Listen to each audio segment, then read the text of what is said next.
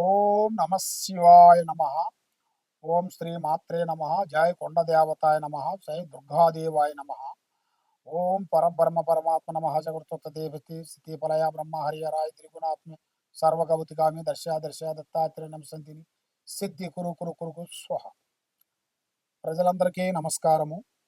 2025 November మాసం వృశ్చిక రాశి ఫలితాలు.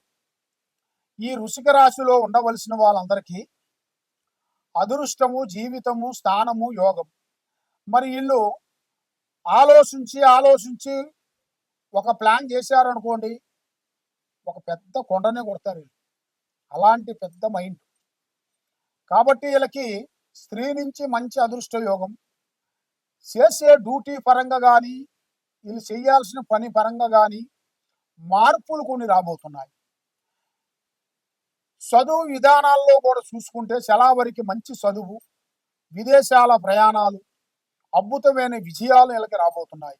ఈ నెల 16వ తారీఖు నుంచి నూతన పనులు, నూతన కార్యక్రమాలు అభివృద్ధిగా రావాల్సినవి కూడా అతి దగ్గరలోనే ఉన్నాయి. కానీ బంధుమిత్రులతో కొన్ని విరోధాలు, స్నేహితుల మధ్యలో కొన్ని గొడవలు, మరి కంపెనీ పరంగా కానీ, బిజినెస్ పరంగా కానీ లేనిపోయిన సికాకులు కొన్ని ఎదురయ్యే మార్గాలు కొన్ని కనబడుతున్నాయి. కాబట్టి ఏ కార్యక్రమం పట్టుకున్నా, ఏది పట్టుకున్నా కూడా వీళ్ళకి సక్సెస్ కాకోకుండా రాగి తేలుతుంటారు. బంగారం పట్టుకున్నా రాగి తేలే టైంలో ఉన్నారు. మరి వీళ్ళకి ప్రేమ సమస్యలో కొంచెం ఇబ్బందులు కావటం, ప్రేమించిన స్త్రీ దూరం కావటం, ప్రేమించిన ప్రేమ వల్ల వీళ్ళకి సక్సెస్ కాకోకుండా ఉండటం, ఇలాంటి సంఘటనలు ఎన్నో విధానాలుగా మనం చూస్తూ ఉన్నాం. మరి ఇలా జాతక యోగంలో కూడా ఆ విధంగా కొన్ని కనబడుతున్నాయి. కాబట్టి మరి ఏ కార్యక్రమం చేసినా, ఎక్కడికి పోయినా కూడా 3 గ్రహాలు ఘోషిస్తున్నాయి. రాహు, కేతువు, కుజుడు. ఈ 3 గ్రహాల వలన వీళ్ళకి ఒకటి అనుకుంటే ఇంకోటి, ఇంకోటి అనుకుంటే ఇంకోటి, ఇలాంటి సమస్యలతో చాలా చాలా చాలా చాలా వరకు సతమతం అయిపోయి మనసు శాంతి లేకోకుండా కొంత ఆరోగ్య పరంగా కానీ, కుటుంబ పరంగా కానీ, బిజినెస్ పరంగా కానీ, రియల్ ఎస్టేట్ చేయాల్సిన పరంగా కానీ కొన్ని సమస్యలు వచ్చిపడిపోతుంటాయి. ఆ సమస్యల వల్ల ఎక్కడికో ఎదగాల్సిన వాళ్ళు కూడా మధ్య వాళ్ళ మాటల వల్ల, మధ్య వాళ్ళ నరదృష్టి వల్ల, మధ్య వాళ్ళ దృష్టి ప్రయోగం వల్ల వీళ్ళు తప్పని పడిపోతుంటారు.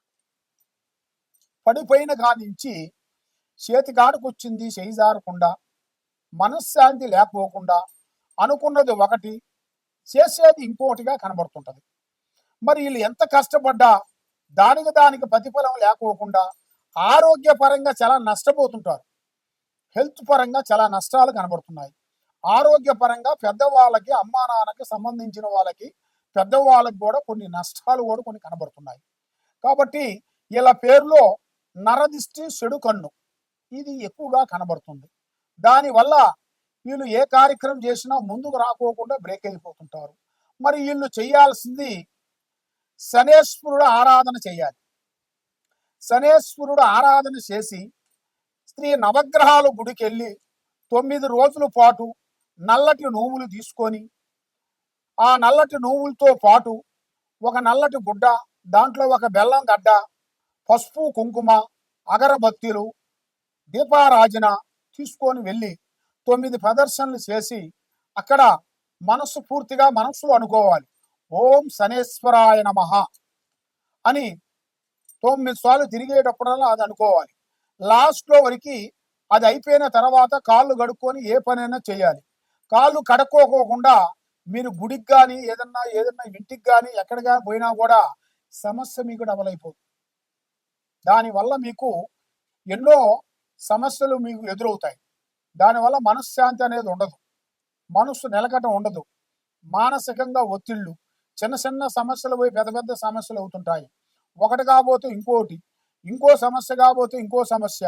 ఇలాంటి సమస్యలతో శలావరికి సతమతం అయ్యే వాళ్ళందరికీ మరి వీళ్ళకి ఆ శనేశ్వరుడికి పూజాబలం చేసిన దానివల్ల ఇలా ఆరోగ్యము, మనశ్శాంతి, గృహశాంతి, గృహబలము, తర్వాత వ్యవసాయ బలము, కుటుంబ బలము, జయప్రదం అనేది అవుతుంది.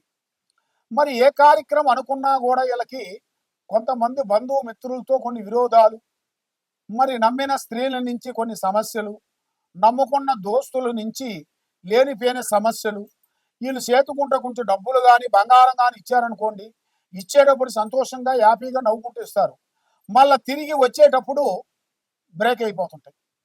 ఇచ్చిన వాళ్ళు బ్రేక్ కావటం, వాడు అక్కడి నుంచి ఎస్కేప్ కావటం, మరి మధ్యలో ఇప్పించిన వాళ్ళు వచ్చి మన మీద పడటం, ఇలాంటి సంఘటనలు చాలా చాలా చాలా చాలా వరకు ఇబ్బందులు పాలైపోయి, మనస్సు శాంతి లేక, ఆందోళన పడిపోయి, ఏమి చేయాలా భగవంతుడా అనేది అర్థం కాక, ఎందువల్ల అంటే ఒకరితో ఒక మాట అనిపించుకునే వాళ్ళు కాదు, ఒకరిని అమ్మా అని అడిగిన వాళ్ళు కాదు, ద్రేహి అని అడిగిన వాళ్ళు కాదు, ఒకరికి సహకారం చేసే వాళ్ళే, ఒకరికి హెల్ప్ చేసే మనస్తత్వమే, ఒకరిని కాపాడే మనస్తత్వమే. అలాంటి కాపాడవలసిన వాళ్ళు ఇలా పెట్టవలసిన వాళ్ళు ఇలా చేయి చాపాల్సి వచ్చేసి, అది ఎందువల్ల?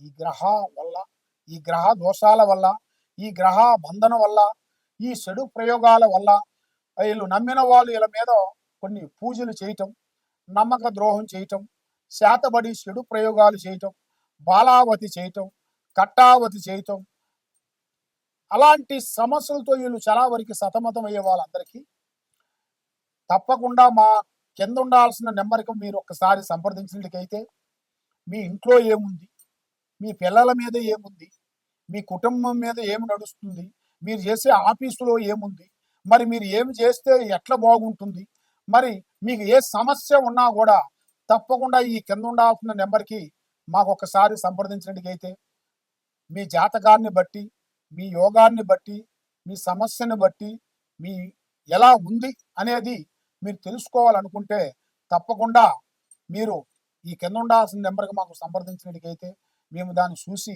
ఏ సమస్య ఉందో దానికి పరిష్కారం చేసి, దానికి ఏ పూజ చేయాలి, దానికి ఏ యంత్రం ఇవ్వాలి, ఏ తాయిత ఇవ్వాలి, ఏ ఉద్రాక్ష ఇవ్వాలి, ఏ భద్రాక్ష ఇవ్వాలి అనేది మేము పూజా బలం చేసి, ఏ దోషం ఉండ వాళ్ళకి పూజా బలం చేసి మేము ఇక్కడ ఆ అమ్మవారు వస్తువుల్ని మీకు కొరియర్ ద్వారా మీ ఇంటికి పంపిస్తాము.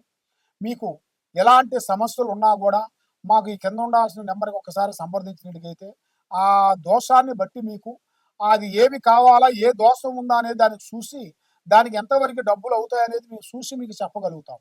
కాబట్టి తొందరపాటు అనేది ఉండకూడదు. ఏ కార్యక్రమం చేసినా కూడా ఆచితూచి అడిగేయండి. తొందరపాటు వల్ల ఎన్నో నష్టాలు, ఎన్నో ప్రమాదాలు ఉన్నాయి.